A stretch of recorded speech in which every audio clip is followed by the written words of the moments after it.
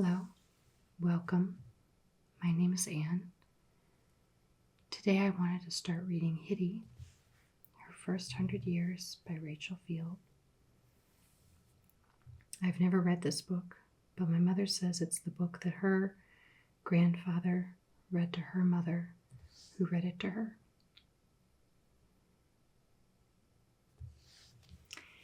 It just entered public domain this year, so we can read it. The pages are a little loose, so I'll be careful.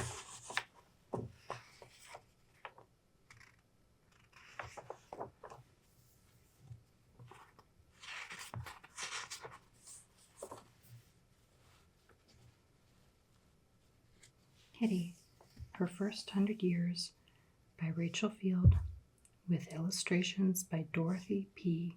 Lathrop. 1931.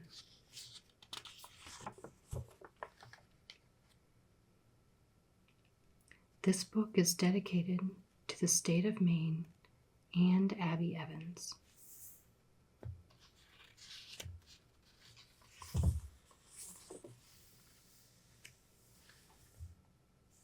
Chapter 1, in which I begin my memoirs.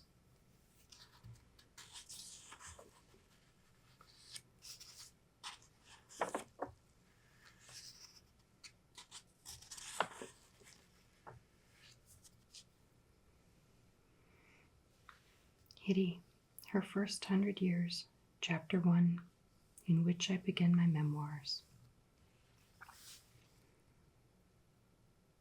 The antique shop is very still now.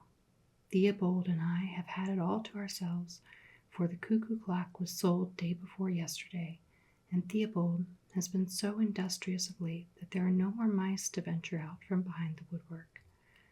Theobald is the shop cat, the only thing in it that is not for sale, which has made him rather overbearing at times.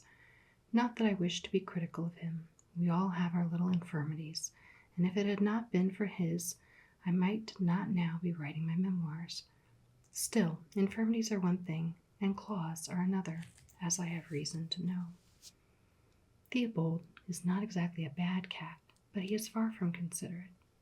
Besides, he is prowishly inclined, and he has the most powerful claws and tail I've ever known. Then, just lately, he has taken to sleeping in the shop window, with his head on the tray of antique jewelry. If Miss Hunter could have seen how narrowly he missed swallowing one of the garnet earrings when he yawned night before last, she would be very uneasy indeed. But Miss Hunter has had Theobald ever since she opened the antique shop, and she seems to set good store by him for all his trying ways. Miss Hunter has a good many queer ones of her own, and I must say that I felt a little waggity, as Phoebe Prebble's mother used to say, at first over her habit of poking and peering and turning everything upside down. One grows used to this in time, though it wasn't what I was brought up to consider the best manners. But Miss Hunter means well, and if she decides you are genuine, there is nothing she will not do for you. That is why, after she found me knocked off my chair and on my nose 3 different mornings, she said she would run no chances with such a valuable old doll, but would take me out of the window each night before shutting up shop.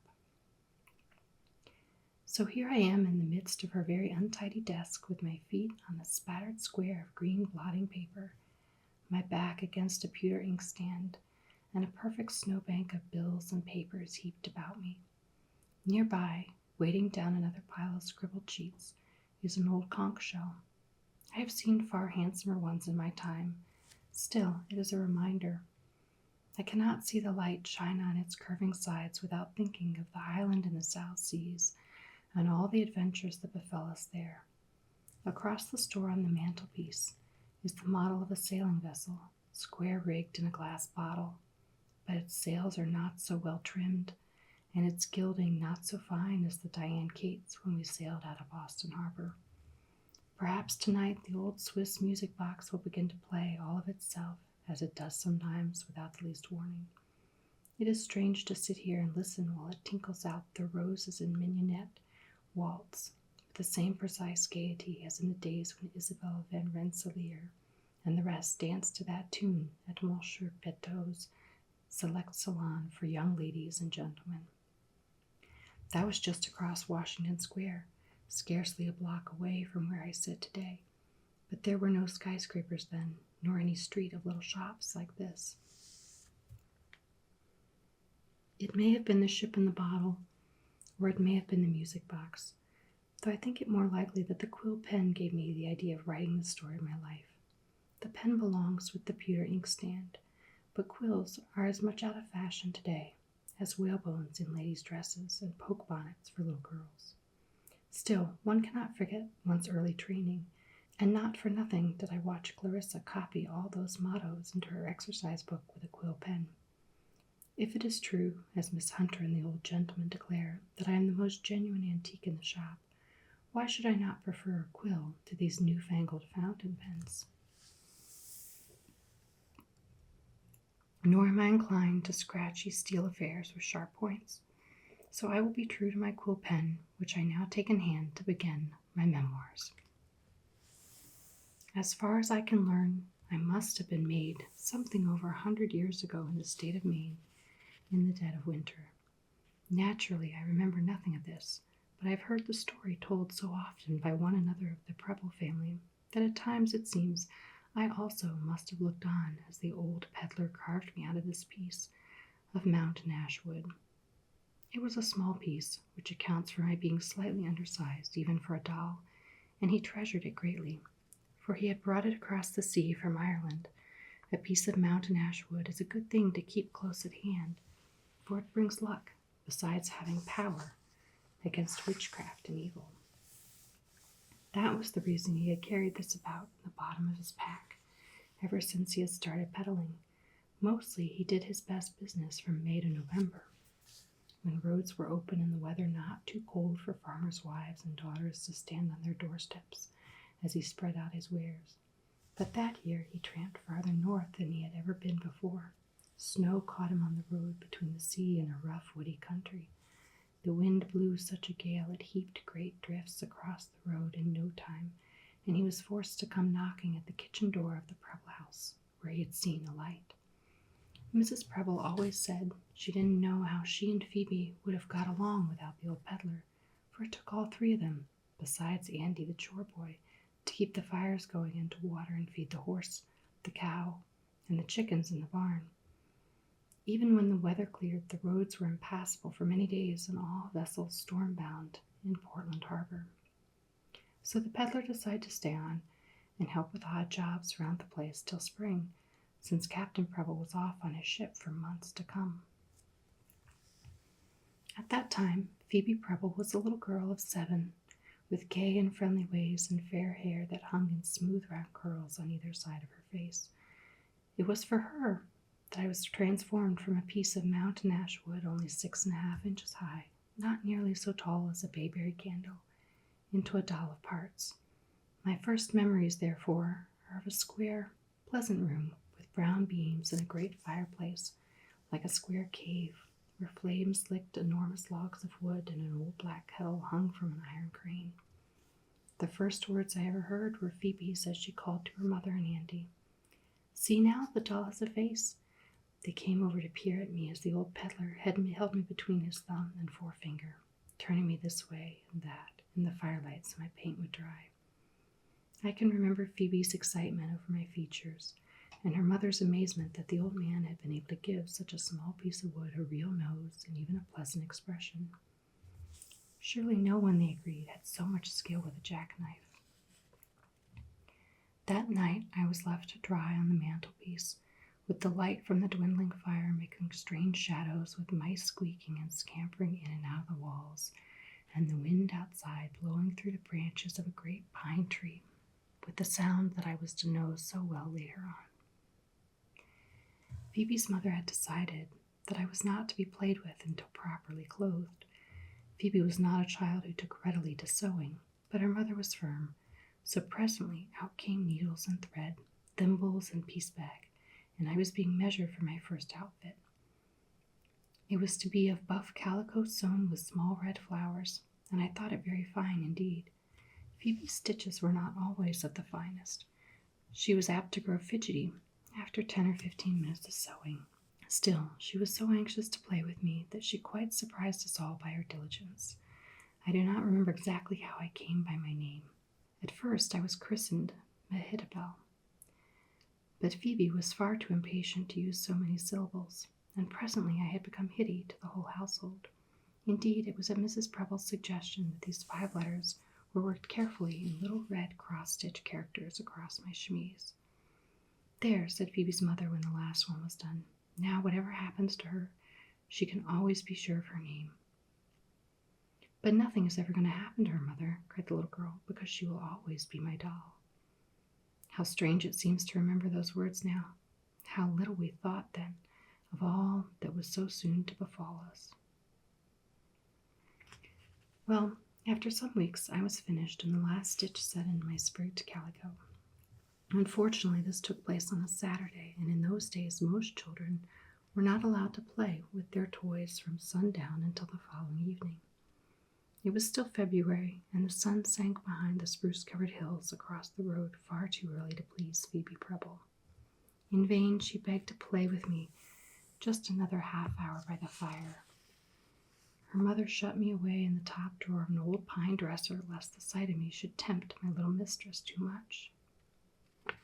Here I remained, in seclusion beside Mrs. Preble's best paisley shawl and Phoebe's own little sealskin muff and tippet that her father had brought home for her from his last trip to Boston, until next morning when the preparations for church-going began. These Sunday expeditions to church were of great importance to the Preble family, as they lived several miles away and it meant a long sleigh ride. Phoebe was dressed and ready long before her mother and Andy. By standing on a footstool, she was able to open the dresser drawer, and soon she was bending over me. She had come there to get out the furs, but the sight of me was too much for her. Though in justice to Phoebe, I must say that she tried to put temptation from her. "No, Hitty," she said, "this is Sunday, and so I must not touch you, not till after sunset tonight." She sighed as she thought what a long way off that would be, and before either of us realized what was happening, she had me in her hands. "After all," she told me apologetically, "Mother just said I mustn't play with you on Sunday, and I'm only smoothing your dress out." But presently it occurred to her that I was just of a size to fit into her muff. In I must go, and once there it was not surprising that the plan should occur to her as it did.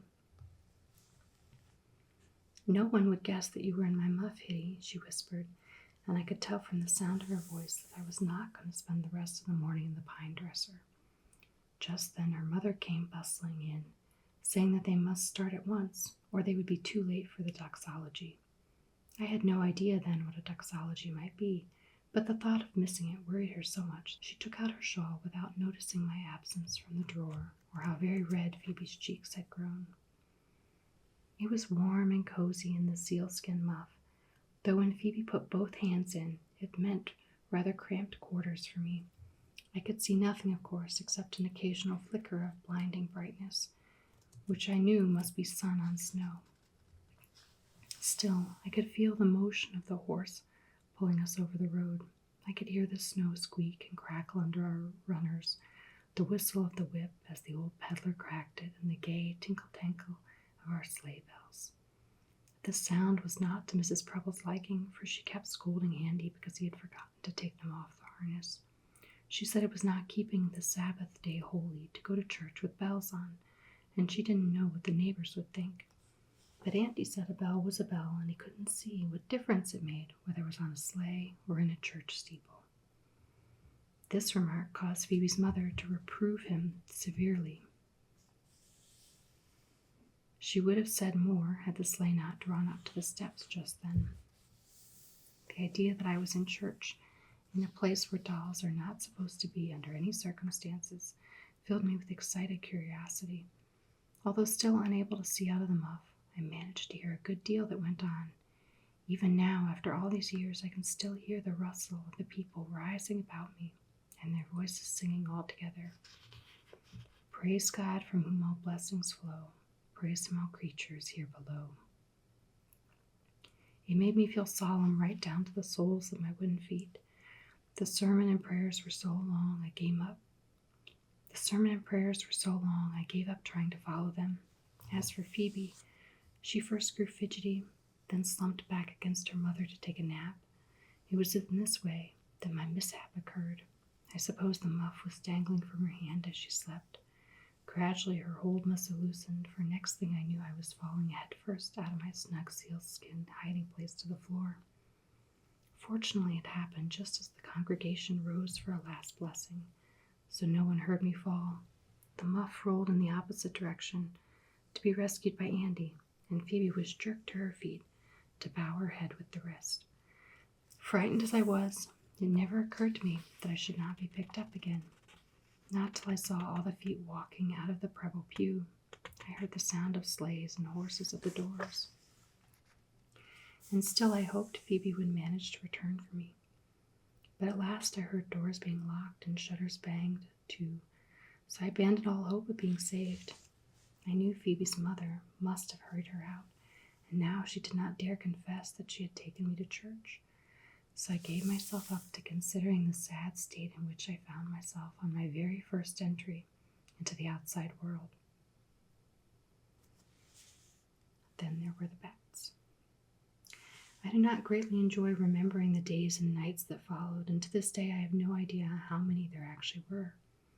I only know that I have never been more miserable, not even when facing fire and shipwreck. The cold was fearful. It seemed as if my legs and arms would creak with it.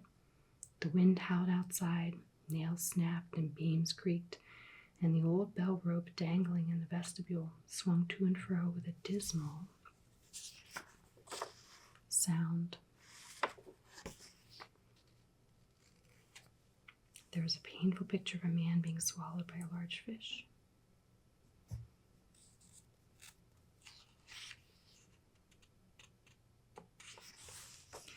Then there were the bats. I had been unprepared for them, and there was one that had made its home in the corner under the Preble pew only a few inches from where I lay.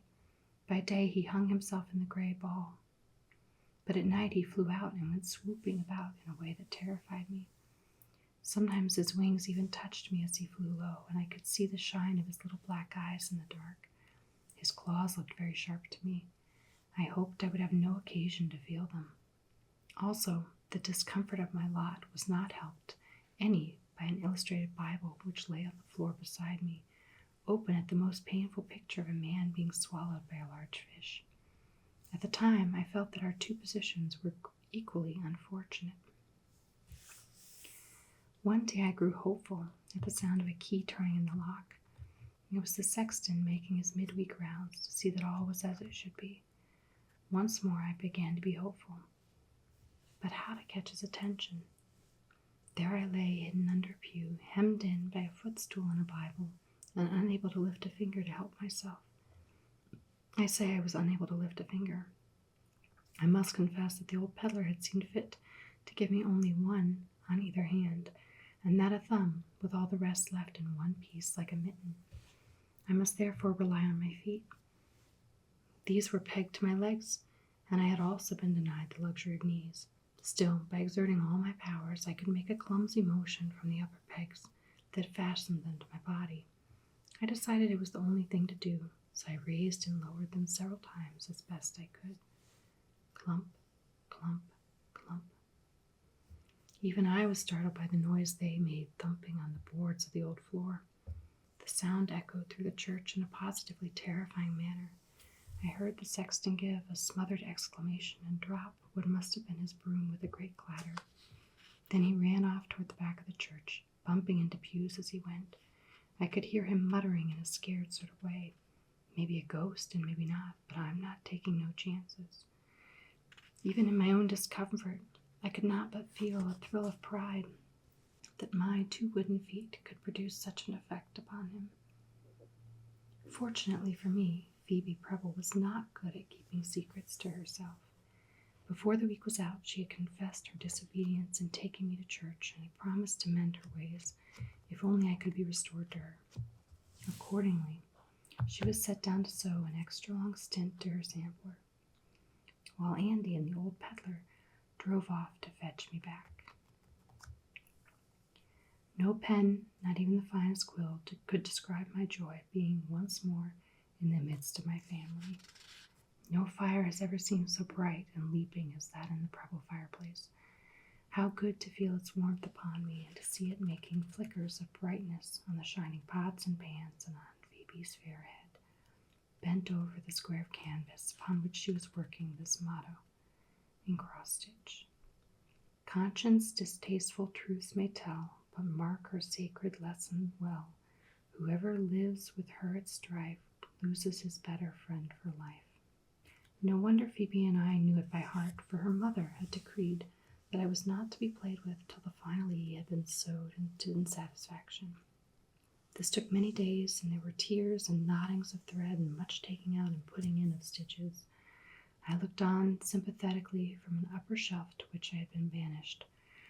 This was to be a lesson to the little girl, and after hearing all the things Mrs. Preble told Phoebe about consciences and how careful one must be to listen and do as they say, I began to feel glad that dolls do not have them. I think Phoebe wished that she could lose hers, judging from the sighs I heard her give over the sampler. We gathered our beauties that spring in the Preble woods.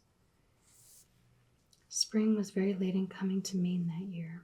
It was mid-March before the first thaw set in, and for a month after that the road was a river of mud, so it was well nigh impossible for horses and wagons to pass.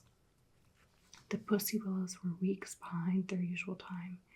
Andy could not make willow whistles till May. Then suddenly, one day, there were buds on the lilac bushes by the Preble door, and in the woods across the road, yellow and blue violets, snowdrops, and hepaticas. There were mayflowers, too, if one knew where to find them, and Andy and Phoebe did.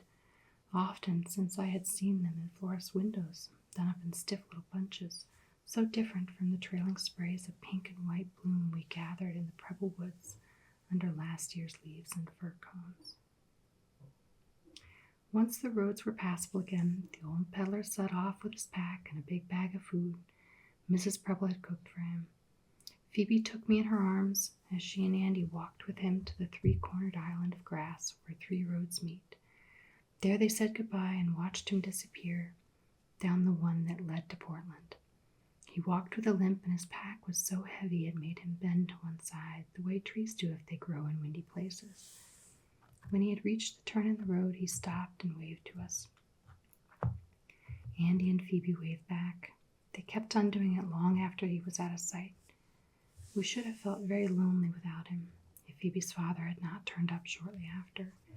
He strode up the path between the lilac bushes without any warning, having driven over in a gig from Portland with so many boxes, bales, and sea chests that the front hall overflowed with them. Such treasures as they held, too: silks and paisley shawls, carved ivories and corals, stuffed birds and knickknacks from every port he had touched at. I often wondered what Miss Hunter would say if she could see them. Captain Preble was a big man, 6'4" in his socks, as his wife always explained with pride, and he had the brightest blue eyes I've ever seen. When he laughed, they almost shut up tight, and lots of little lines spread out at the corners like rays from the sun in old pictures. He laughed a great deal, too, especially at things Phoebe said. Whenever he did so, it seemed as if the sound began at the toes of his enormous sea boots, and went rumbling up and up till it came bursting out of his mouth in great ho-hos.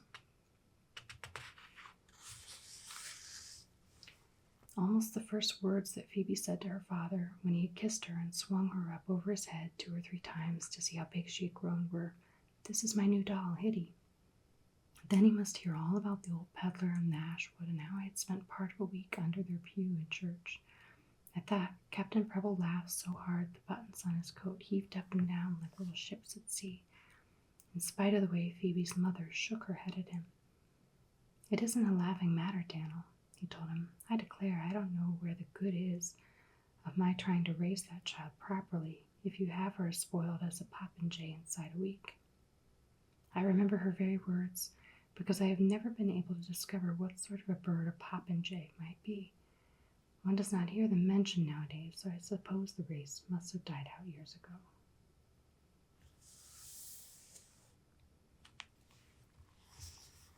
That's chapter 1. Thank you for listening.